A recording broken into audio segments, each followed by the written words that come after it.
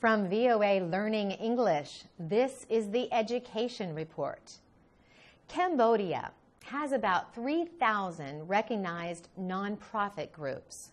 Some work on issues such as violence against women and human trafficking. But few Cambodians are trained for such work. That is now changing, with the country's first university-level degree program for social workers. Yang Kim Heng grew up near the city of Phnom Penh.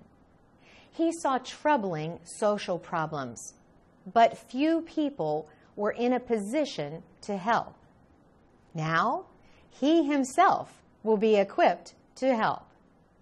He has finished a 4-year program in the Department of Social Work at the Royal University of Phnom Penh. His class is to graduate later this year. It will be the second graduating class. 23-year-old Hang Putika was part of the first graduating class of social workers. Now, he has found a job with a non-governmental group that works with victims of human trafficking. The university started the department in 2008.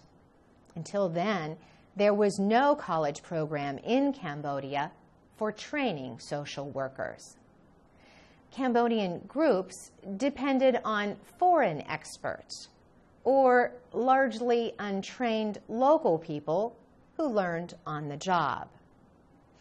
The Department of Social Work at the Royal University of Phnom Penh has a partnership with the School of Social Work at the University of Washington in Seattle.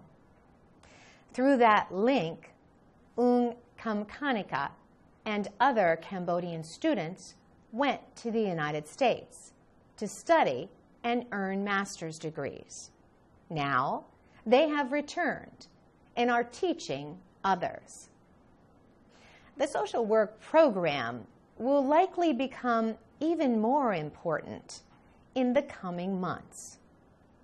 Ung Kamkanika says a decision expected from a war crimes court could bring back bad memories among survivors of the communist Khmer Rouge, who once ruled Cambodia.